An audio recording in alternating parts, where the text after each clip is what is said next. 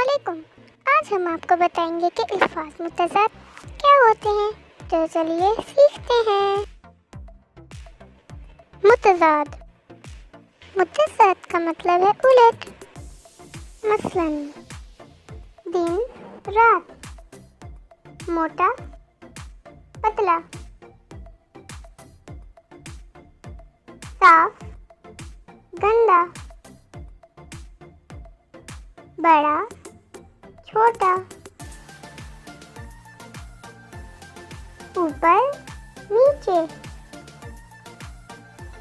ठंडा गरम,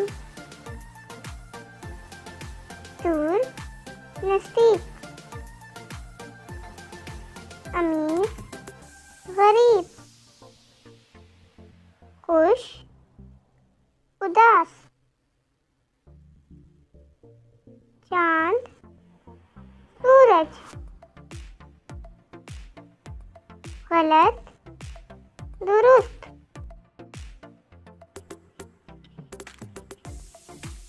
दिन रात, मोटा पतला, बड़ा छोटा, अमीर गरीब, खुश उदास,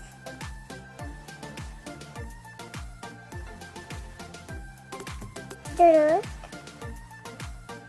गलत, दूर नजदीक, ठंडा गरम, ऊपर नीचे,